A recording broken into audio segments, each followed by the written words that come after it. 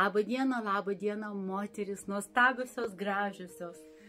Aš tokia ryški, kaip matėt, vakar buvau kepuraitės, bet ne apie tai. Aš šiandien turiu ypatingą svečią pas mane butikę, kur jau gal 12 metų ir daugiau pažintis. Ir žinot, Audronė atvykusi, vėl jinai nuo mano lentynų išsirinko štai tokius auskarus.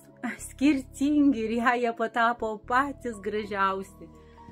Štai labas Audroniai, pirmiausia žinoma ir mano kūrybos kepuraitė, rinkom, bet prie jos rožinių plaukų lietuviška vilnelė buvo šita gražiausia. Bet galima Audronę paklausti, kiek jų metų yra? Nu, dabar 81. 81 ir bet jūs tai atvažiavote, jūs gyvenat Pietų Karolinoje, Amerikoje, taip jau daug metų.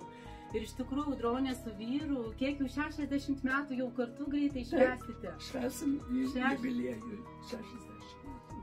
Tai vedybinio gyvenimo. 60 metų. O jeigu trumpai paklaustumėt, kaip jūs išlaikėte 60 metų tą bendrą gyvenimą su vyru kartu? Nesiginčydavom apie menkniekius. A ne? Pasirinkdavom apie ką ginčytis.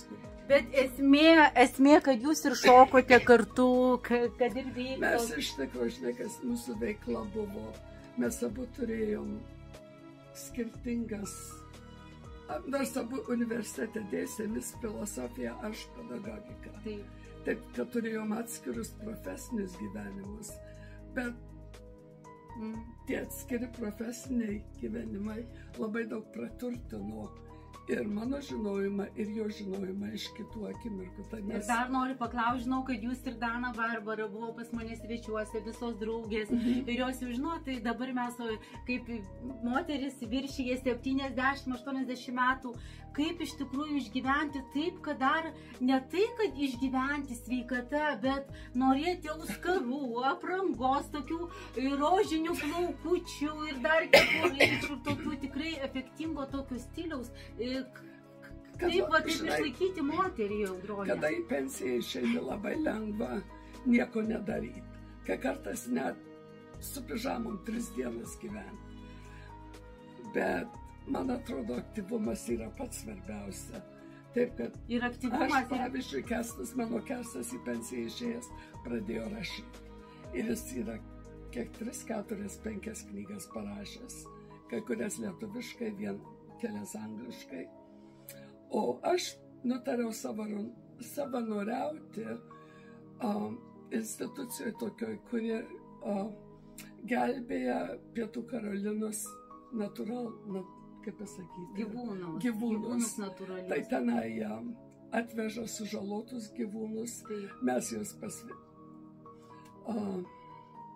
išgelbėjom, paskui išleidžiam atgal į gamtą.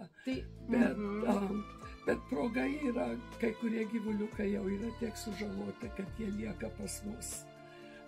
Tampa labai išlepintais. Jūs lepinat. Bet tai ir Audronė, kaip vis tiek mums tada vyresnė, mes taip ir kalbėjom pokalbį labai įdomų šiandien, kaip, kad neprarasti tos tavęs, mums reikia veiklos, mums reikia jausti prasmės, mums reikia veiklos moteris iš tikrųjų, ne? To žino draugės. O dabar dar, o jūs jaučiate skirtumą tarp, pavyzdžiui, Amerikos jūsų amžiaus moterų ir Lietuvos amžiaus moterų? Čia gal labiau pensininkės, gal labiau dėjuoja ir labiau ne? Gali būti. Ar daug maž? Per daug nepažįstu tokių. Nepažįstate, ne? Nes jūsų visos aktyvios, ne? Pagal jumis. Jo, ir gal šiek tiek jaunesnės. Bet šiek taip, man atrodo, svarbu interesus turėti. Yra tiek daug įdomių pasaulį dalykų ir kodėl apie juos neišmokti. O tai Audronė, bet jumis visą laiką buvo, nes jūs iš tų, kad jeigu suknelė, atsimenu, mes siuvom dar tada siuvimo Artelė senamiestyje, jum pagal individualiai, buvo Audronės auksinės vestuvės prieš 10 metų, jinai man iš Amerikos parašė ir aš kūriau auksinius papuošalus vestuvėm, bet jūs va tokio efekto, tokio išskirtinumo, jūs visą laiką buvote tokia, ta prasme kažkokių išskirtinių dalykų, ar taip gyvenimui susiformavo? Mano tėvelis mane vadindavo gyvu sidabru, nes aš nuo pat mažens visur norėjau dalyvauti, visur mokintis visur kažką naujo išmokti. Ir taip. Bet tai pasakykit, va tas va stiliaus susikūrimas, aš irgi matot, šiandien drąsti, bet ne todėl dėl kažko. Tiesiog mano tokia nuotaika šiandien. Galbūt patraukė jumis, bet aš galiu, kitiem gal, žinot, kiti yra kritikai, nekritikai, ten sakys plaukų spalva tokia, čia kažkokia irgi ten gal per daug su kepurytė, bet nežinau, man padeda nuotaikai, man padeda pozityvui. Kai sakau, problemom susidorėjau, iššūkius priimti iš tikrųjų gerą. Ir žmonės reaguoja, kaip jūsų draugai žmonės reaguoja tuos plaukus, nes aš jau žinau, kad 3 metai plaukų spalva tokia ryški, švelniai rožinė, peršalus audronė, taip.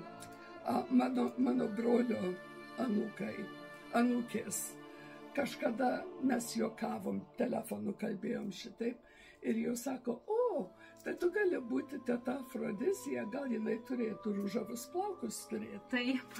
Tai žinai ką, aš taip ir paskui. Sakau, gal visai nebloga mintis. Tai nuėjau į kirpyklą ir man pradėjo dažyti. Tai ružavai. O vyras po 2 dienų tik tai pastebėjo, sako, o tavo plaukai skirtingai atrodo. Ai, supratau. Bet, ne, tai tos mergytės Austės. Mes važiavom juos aplankyti prieš porą metų į Kaliforniją. Tai Aurelija tokia laiminga, jinai išbėgo mane sutikti. Sako, tu tikrai turi ružavus plaukus? Aš sakiau, jūs sakėte, teta Afrodizija turi ružavus plaukus. Tai aš nuo to ir... Tai gerai, tai ką Audronė perdot norite Lietuvos moterims? Džiaukitės gyvenimu, džiaukitės savim, nebijokit pasipuošti kaip norit. Nes jeigu jūs rodysit vidinį pasitenkinimą, tai perduosit tą ir kitiem. Taip ir palinkėsim. Linkėjimai tiesiog. Ačiū, Audronė, kad atvykote. Jau tikrai mes klientės 12, gal daugiau metų. Ir tiesa, vėl jūs sakėt, vėl važiuosite su vyru į operą New Yorko, ten tą pagrindinę. Ir kaip jūs ten su mano kūrybos auskarais efektingais ir sulaukėt net iš tų milijonierių dėmesio? Sulaukiu, mes prieš kelis metus buvom ir aš buvau Jolantos kūrybą užsidėjus ir man kokios 3 moterys sustabdė ir klausė, o kur tuos auskarus gavai? O aš sakau, aš turiu specialią dizainerę Lietuvoje. Malonu, labai tikrai Audronė vis kažką skirtingo, ypatingo išsirenka. Tai va, moteris, linkime jums sveikatos, jaunystės, pozityvo. Ir džiaukitės gyvenimu. Taip, ir mums ar ne 40, ar 80, bet esmė tai, kad Audronė yra daug ir 40 metų praradę to gyvenimo džiaugsmo. Tai man labai gali. Ką jūs tokiom pasakytumėt moteris, kurios, nežinau, liūdnos, jom nesiseka, jos nelaimingos? Kada pradeda kitam, pavyzdžiui, tokios, kurios vis dėjoja. Tai nuvažiuokit pasavanoriauti. Pavyzdžiui, ligoninė su sergančiais vaikučiais. Paskaitykit jiem knygelę. Ir duodami kitam džiaugsmu. Ir pats savyje atgysi. Taip, moteris. Galbūt todėl supratau, nes aš tikrai dalinuosi pati ir filmukus, ir džiaugsmą, sako, mane žiūri, seka moteris. Tai ką? Dovanokime kitiem džiaugsmo ir būsime pačios džiaugsmingos. Viskas nuo mūsų. Ačiū labai, šitą Audronė, linkėjimai viso moteriai. Linkėjimai,